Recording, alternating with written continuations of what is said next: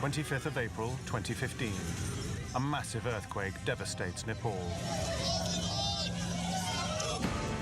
A state of emergency in Nepal. The death toll rises to more than 2,500. 2 weeks later, without warning, a second major quake strikes the region.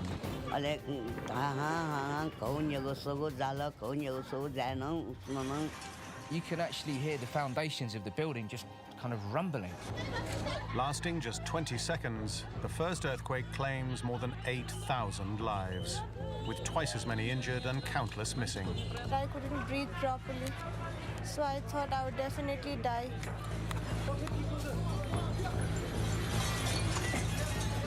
The scale of the devastation takes the population by surprise, but world-leading scientists saw it coming.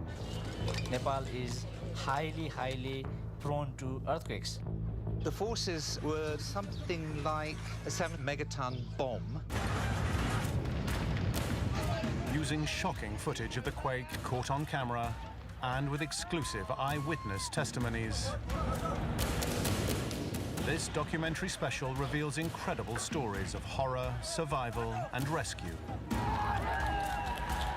From the city to the world's highest peak, where it's the deadliest day ever. Mountains around us were shaking, the ground was shaking. I really felt that there is a possibility that I die now. And we investigate the struggle to protect us from the next big one. The big question right now is, will there be another one?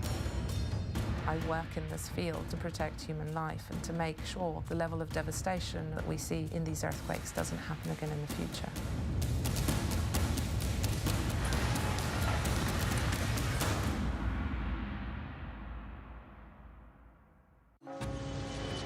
Kathmandu, Nepal. Saturday, the 25th of April, 2015.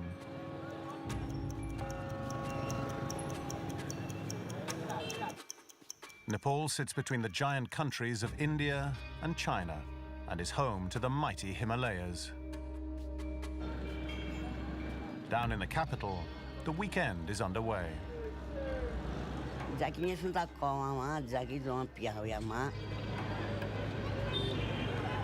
Visual effects designer Murray Kerr is enjoying his day off. It was a regular Saturday. You know, it was a very normal, relaxing, peaceful, calm Saturday. A few streets away, student Arati Katuwal is on her way to a temple.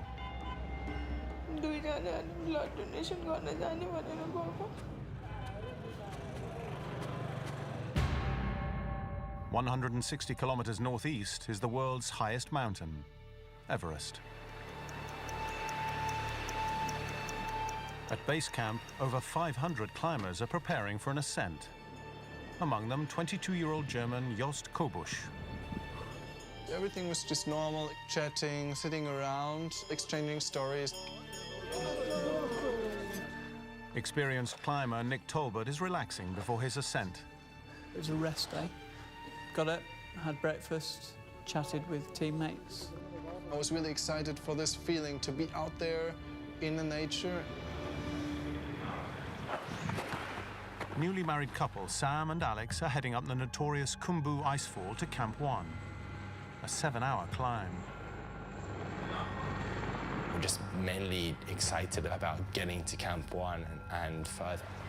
I was just in wonderment going up the icefall. It's so beautiful. You're climbing through a sea of ice, so you know, towers of ice, big crevasses, that sort of thing, ladders across crevasses. 220 kilometers to the west, deep under the Himalayan mountains, there's a zone of seismic activity. It's caused by a major fault line over 2,500 kilometers long, running from east to west, dividing the great continents of India and Asia. Here, the Earth's crust, made up of tectonic plates, is in a constant state of motion. For over 50 million years, the colliding continents have created these towering peaks. But buildup of pressure also causes massive earthquakes across the region. The last large quake hit Nepal in 1934, and experts believe the next one is due. Every 70 years to 100 years, there is one large earthquake. Nepal is highly prone to earthquakes, big earthquakes. We knew that this magnitude 8 order earthquake was coming, and we knew that something around this magnitude would hurt a lot of people. We're building up stresses on that fault plane, and eventually what happens in an instant is that gets released. Now, after 8 decades of constant compression, these expert predictions are about to come true.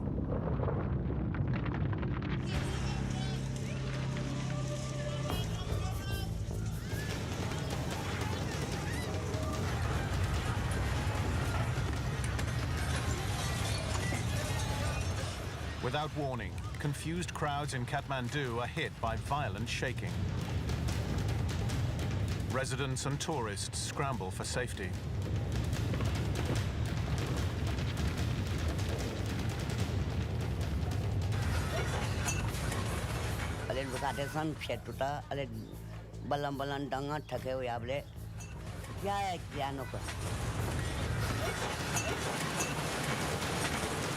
The first thing you hear is the sound of the glass, like the glass shaking, yeah?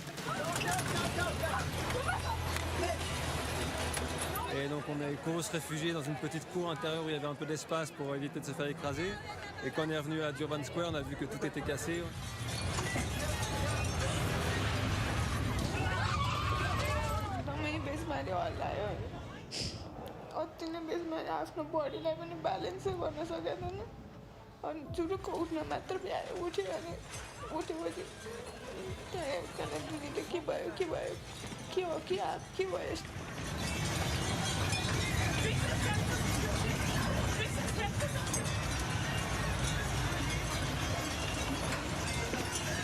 It took everyone by surprise and people flooded out of the shops.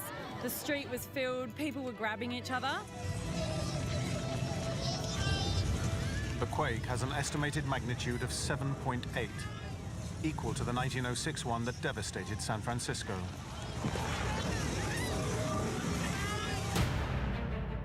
From the epicenter of the quake in the Gorkha district, almost 80 kilometers west of Kathmandu, shock waves are radiating out across the continent. Tremors are felt as far south as Kerala in India and deep into southwest China.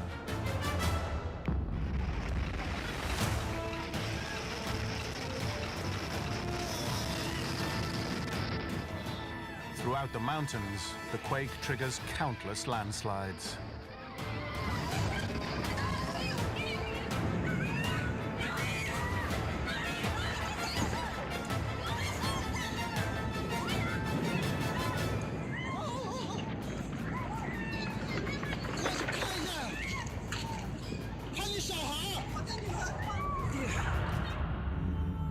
...220 kilometers northeast of the epicenter, mountaineers on Everest also feel the tremors.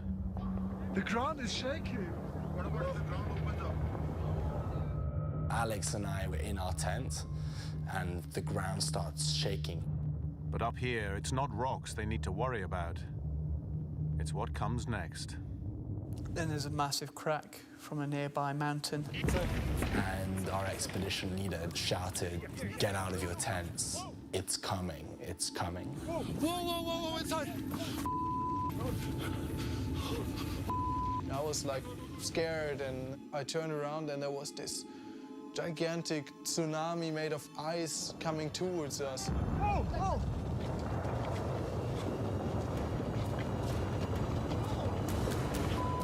Across the region, the landscape is about to be changed forever.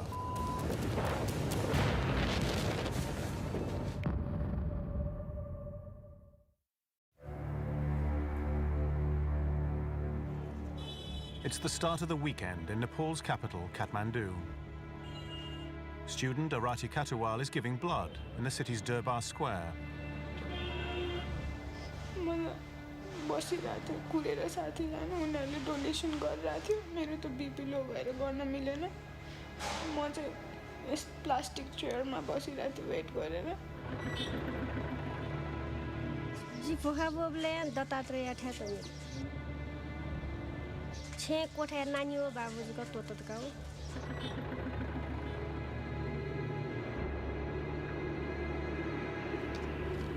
On Mount Everest, the climbing season is in full swing. And at least 500 climbers are preparing to scale the world's highest peak. 22-year-old Jost Kobusch is filming this footage when he feels the earth moving. The ground is shaking.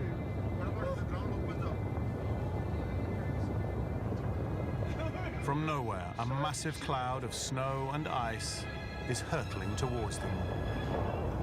Oh! Oh!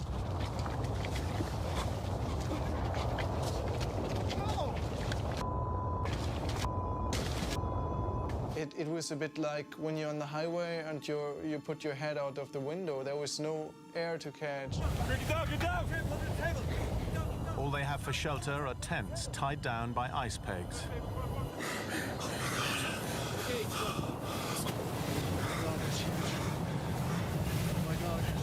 The avalanche outside is traveling at speeds of 300 kilometers per hour, bringing with it tons of snow and rock. It was at least 100 meters high, and it was coming fast. It was one of those rare moments in life where you think, okay, this is going to hit us, and I'm not sure I'm going to get out of this alive. Like it was suffocating in the snow. 160 kilometers away in Kathmandu, the quake is destroying the city. Arati Kathuwal is caught in a doorway.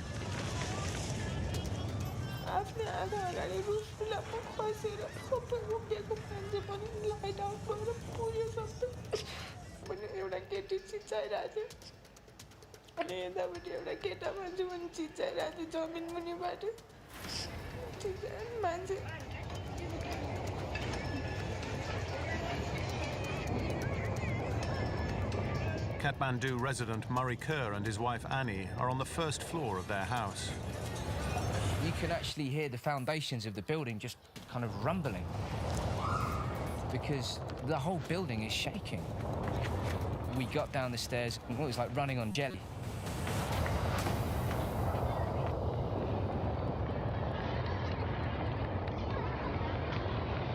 After the earthquake, very, very quickly, our whole neighborhood congregated in a piece of open space.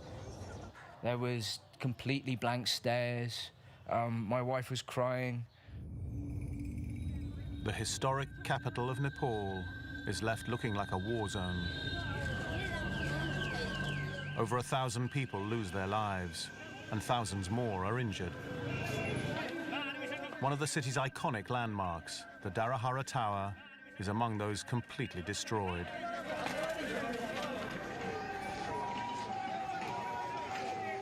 In Durbar Square, Arati and her friend are trapped under this collapsed temple.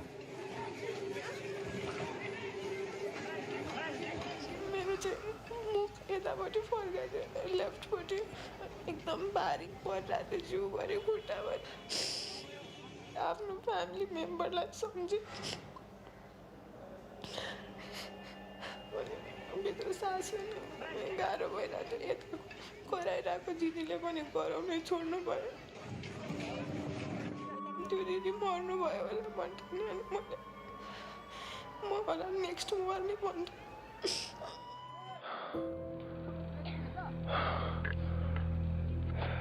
Back at Everest, the avalanche has devastated base camp.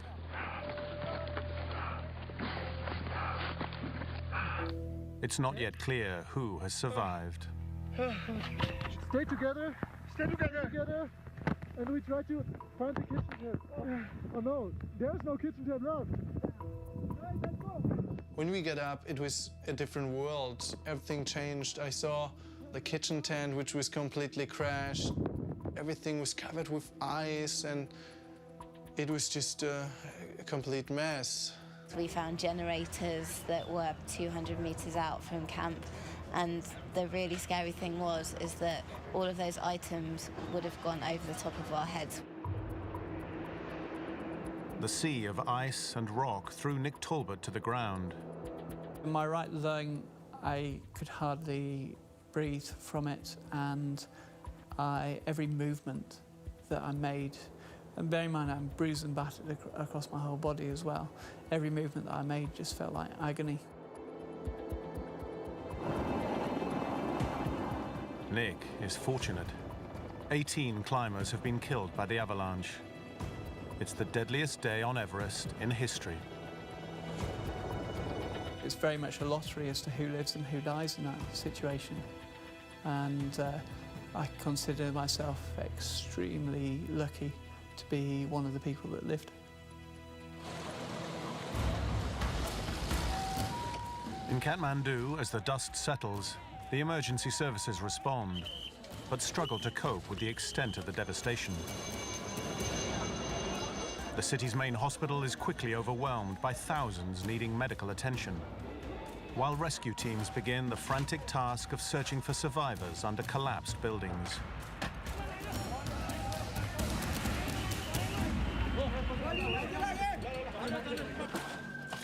Arati spends 5 hours trapped under rubble, when finally she hears a voice.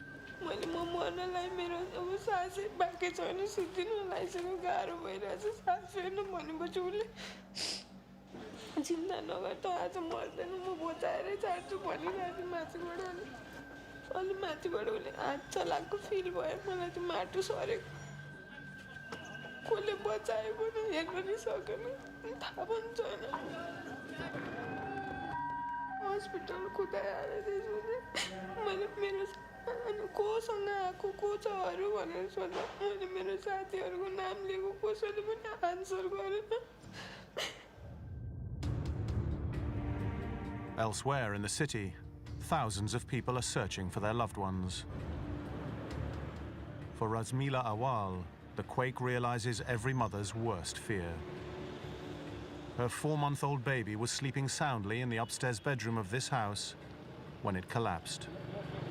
एकदम जे चिचिए जो छिमेकी त्यता गुहार Mariano गाना नानी बाबु डनी जो छ्याल बुद्धियो दुत ana नानी बाबु डनी. Neighbors and rescuers search frantically through the rubble.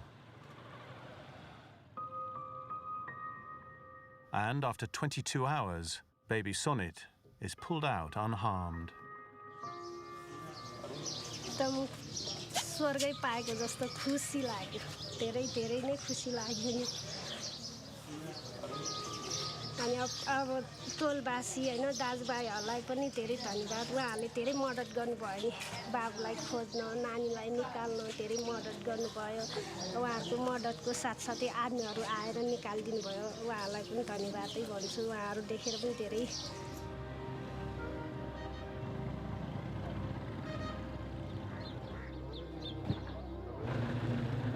Sonit's survival seems a miracle. Many others were not so lucky. A state of emergency in Nepal, the death toll rises to more than 2,500. 24 hours after the earthquake, the Nepalese government declares a state of emergency and asks the rest of the world for help. Neighboring country India is the first to respond. Since the magnitude of the problem was very high, we decided to send a very large team from India. The nation rapidly deploys a 13-strong fleet of aircraft with 43 tons of relief. 28 countries join India in the aid mission, including China, the US and UK, Sri Lanka, Poland and Israel. International aid agencies add to the military effort, and over 10,000 tons of food starts to get through to the worst affected. But they face a race against time and the unstable rocks beneath. Within a day, dozens of large aftershocks ripple through the region, causing further damage. The partially damaged buildings were standing there. They could always re-collapse or they can fall down. So that put everyone in fear. That was the challenge for us.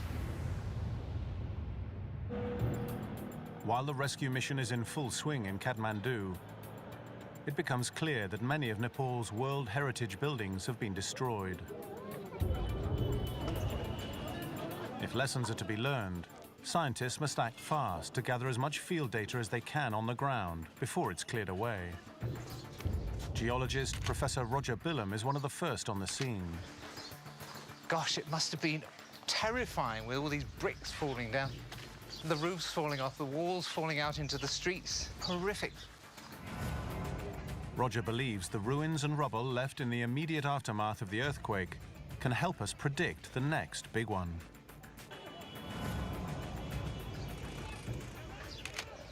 I mean, it looks like a bomb site.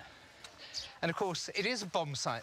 A bomb went off with 7 megatons of explosive energy. And this is what happens.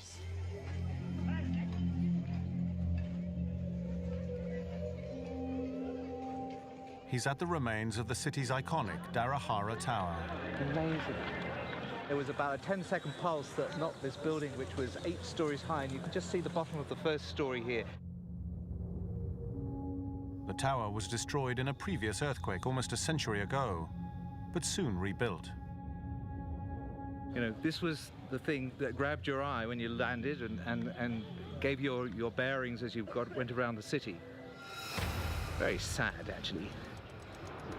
Despite being almost 80 kilometers away from the earthquake's epicenter, the force was strong enough to knock the 62-meter tower to the ground. It fell in that direction, which is sort of unexpected because the rupture propagated in this general direction. Sometimes, you know, chimneys collapse always in the same direction and they sort of lie down and point at the epicenter, but this one didn't. It's going to have to be reconstructed because almost certainly there'll be another earthquake.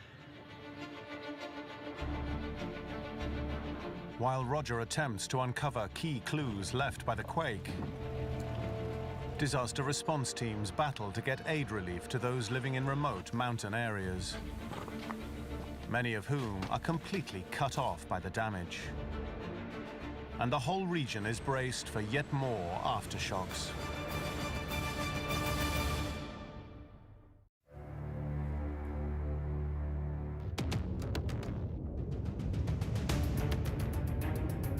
It's 5 days after the quake struck Nepal.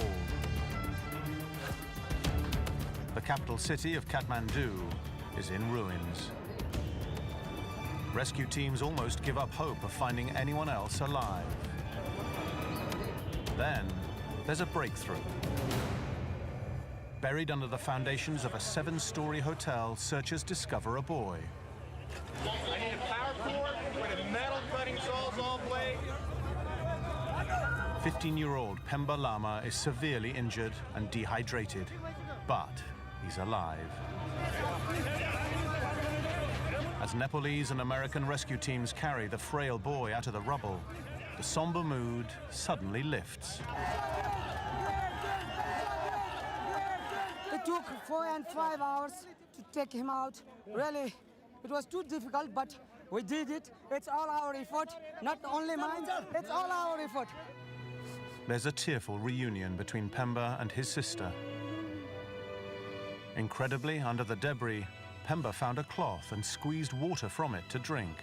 This saved his life. For some others, there isn't such good news. Arati Katuwal was rescued from under the rubble. But for days after, she had no idea what happened to her friend with her when the quake struck. पुरै पनि rescue गर्छ होला मलाई जस्तै बाँच्छ होला भनेर सोचेर 4-5 दिनपछि मात्र बाँचेको छैन अन द स्पट मर्यो अब त्यतिखेर मेरो मात्र होइन धेरैजनाको लस भएको छ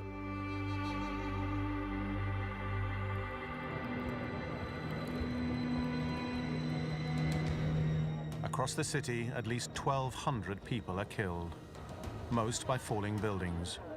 We see 80% of the casualty is basically from building collapse. Surya Shrestha is a structural engineer at Nepal's National Society for Earthquake Technology. One of the core areas of NSET to promote safer building practices, because we see in developing countries like Nepal, buildings or houses that people build themselves are the largest killer. We have been working with communities for enhancing their preparedness for earthquake. The problem is many of the structures were hastily constructed multi-story buildings without earthquake-resistant reinforcements. Many of the buildings in the region in Nepal, but around the world as well, are not designed to take the seismic loads. They're designed to take their own weight, so their own mass, which is a vertical force, whereas actually the earthquake imparts both the shaking, but it's a large horizontal force on the structure. So that's the reason why you have collapse.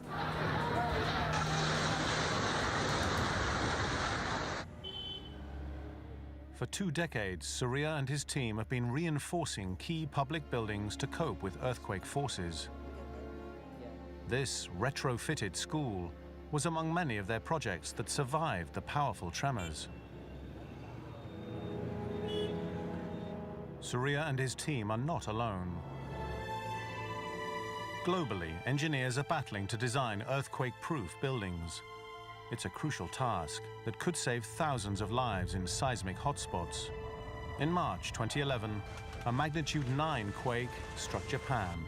Within a few minutes, nearly 400,000 buildings were destroyed and over 15,000 people killed.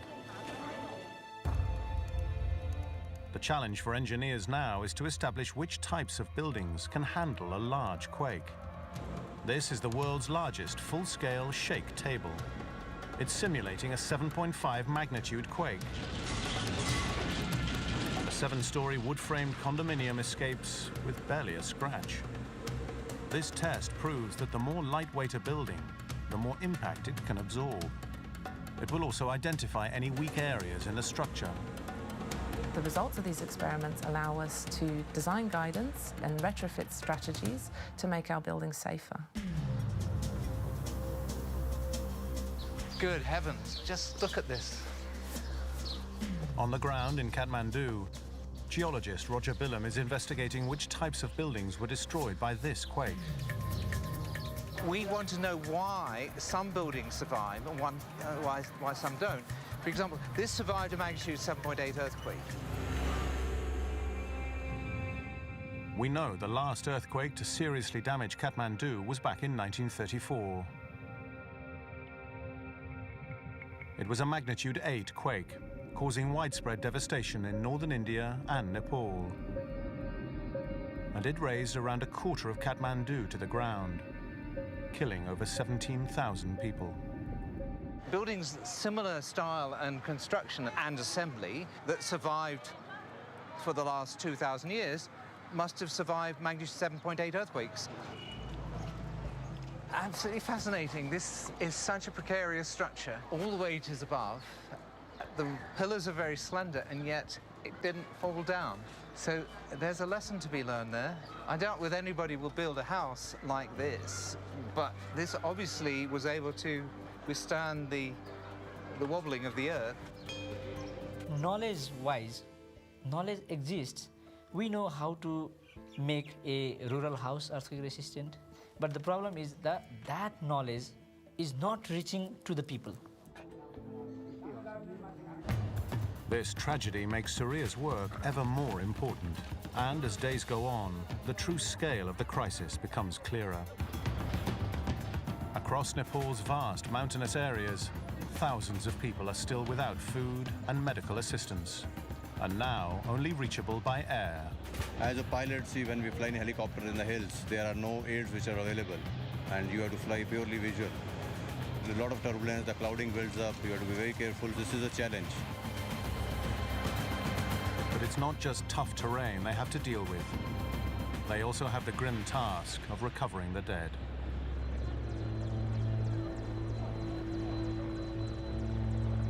We found that there are a lot of casualties which have to be brought in, a lot of injured, a lot of patients on stretchers.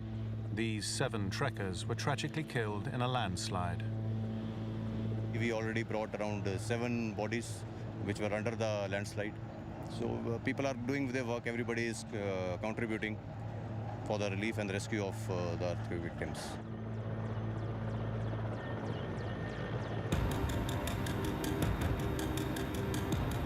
During the earthquake high in the Himalayas, the powerful shaking triggered lethal avalanches.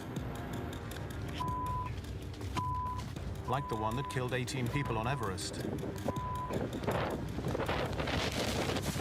But it also generated deadly landslides.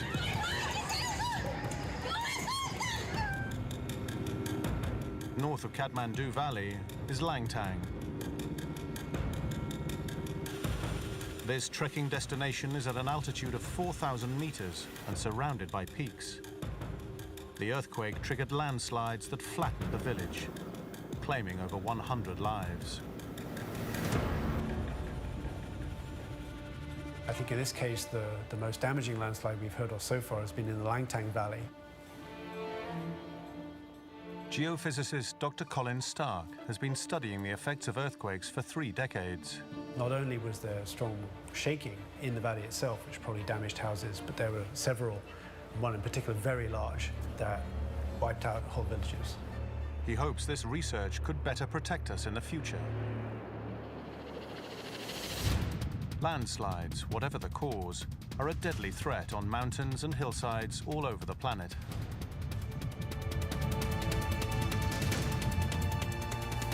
When they strike, a global network of seismometers gathers the data, allowing scientists to detect which conditions pose the greatest danger.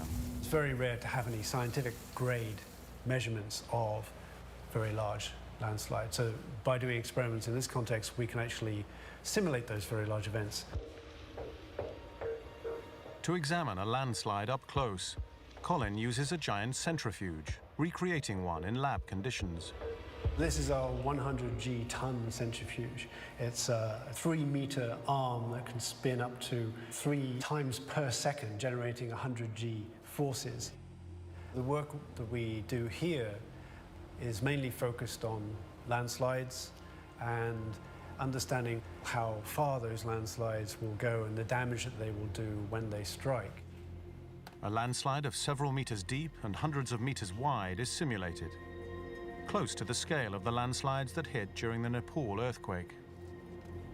It may look like some polystyrene balls floating across a screen, but this shows how dry debris flow moves down a canyon, similar to what occurred on Nepal's mountain slopes.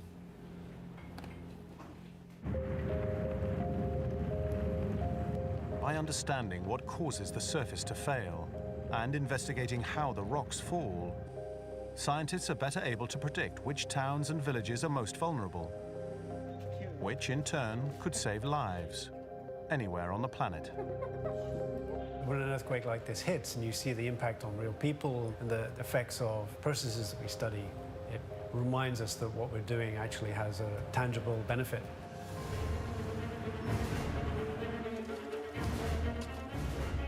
One week after the earthquake struck, the race is on to get relief to the many survivors left homeless. Fear of aftershocks, hunger and thirst are all taking their toll. Emergency workers and military assistants are still clearing debris. While the cleanup effort continues, geologist Roger Billam is investigating the possibility of future threats. And to do that, he studies the surface for evidence of the destructive events beneath. This is pretty spectacular. Now, throughout the city, we have cracked buildings and walls falling down absolutely everywhere. But here, we have the ground itself cracked. This crack actually goes down about 4 meters. Sometimes cracks like this open and cows and things fall in and get squashed and you sort of disappear. These cracks might reveal the true force of the earthquake. This is a very spectacular manifestation of a process called lateral spreading. And it's caused by the ground moving backwards and forwards with water in it, kind of sloppy jelly type ground. What you can see here is the bricks have really picked out what's going on. The contours are caused by the enormous strains in the ground, and this is pretty heavy, okay? Heavy. Now imagine the weight of the entire city of Kathmandu. Now imagine the weight of the rocks beneath Kathmandu going down 10 kilometers. All of that, including this brick, and anybody standing on the ground here, was raised about 1.5 meters in 30 seconds. It was something like that. And at the same time, the city lurched to the south. And that's what brought down the buildings. And in fact, it's remarkable, it didn't bring more buildings down. Beneath the Himalayas, the squashing of tectonic plates, where India slides under the rest of Asia, has been shaking this landscape for millions of years. The 2015 earthquake was 16 times more powerful than the one that struck Haiti in 2010, equivalent to 500 Hiroshima bombs.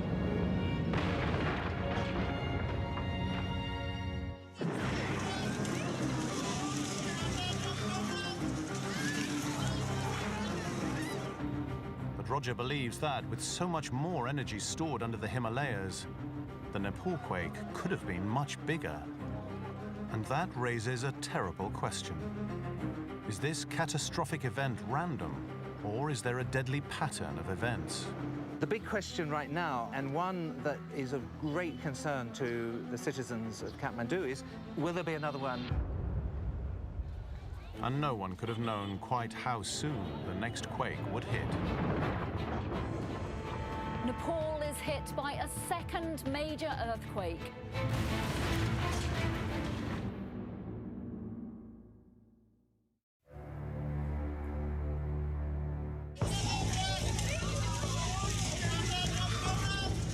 The Nepal earthquake on the 25th of April 2015 shocked the world.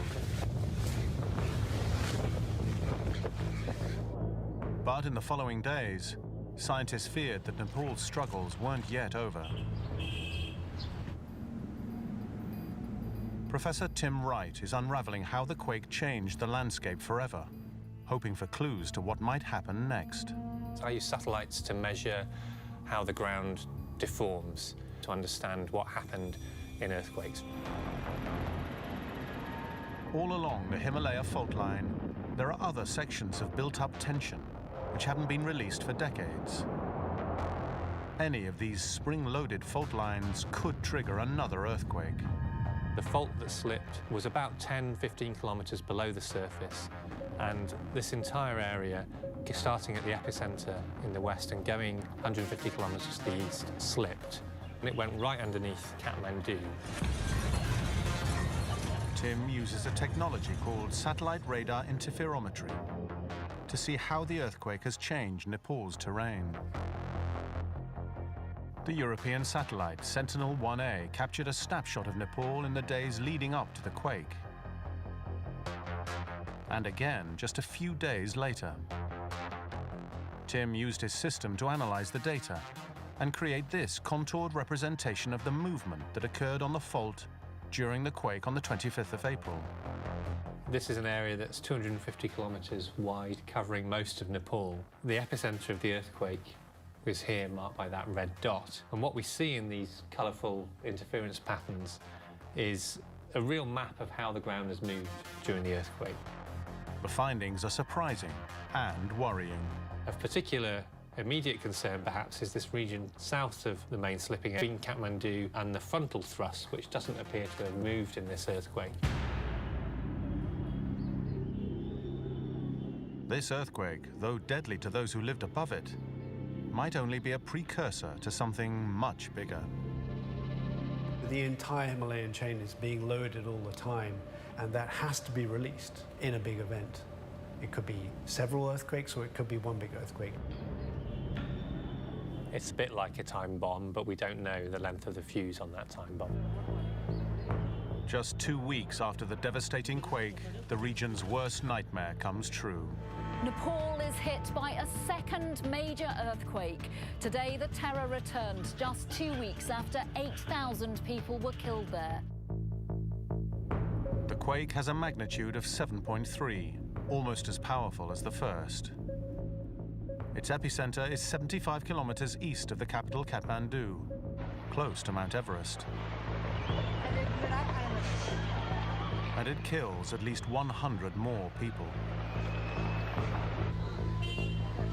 Authorities advise people to stay outside to avoid the deadly threat of building collapse. Earthquakes are kind of selective about what they want to destroy. They go for the weakest. It's just like evolution. It can be rebuilt, and it will be rebuilt better. I mean, that's the good news. This is a great opportunity to make our houses, our infrastructure safe. So we have to look at the opportunity given by this earthquake to rebuild our future safe. Scientists are working on other advances that will enable us to respond quicker to earthquake warnings. I think in the future, technological developments that will help us better assess earthquakes like this will be networks of early warning, smartphone deployed messaging, together with a training of people to know what to do to respond. Smartphone apps are being developed that use information from ground motion sensors to raise the evacuation alarm when an earthquake is about to strike. Early warning is basically to give you some time to respond.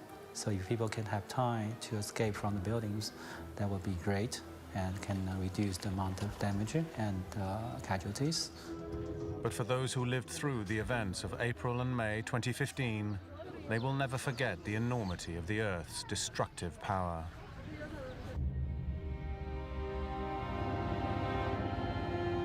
For some, Nepal is the place where their dreams of ascending the world's highest mountain are realized. But Everest climbers too are still reeling from the shock. I got a second chance. I got a second life, and somehow my view on things changed. I have just been on the mountain 2 years in a row where there have been fatal avalanches. I'm not sure if I could put my family through it again. I thought there's a strong chance I'd die because I couldn't see a way out of it. But you know, there's a lot of luck involved in terms of whether you live or die in that situation. The resilient Nepalese people are coming to terms with what has happened to their loved ones and their homes. It's a very sad time, and the extent of damage is widespread. Arati, who tragically lost her friend in the quake, is starting to plan for the future.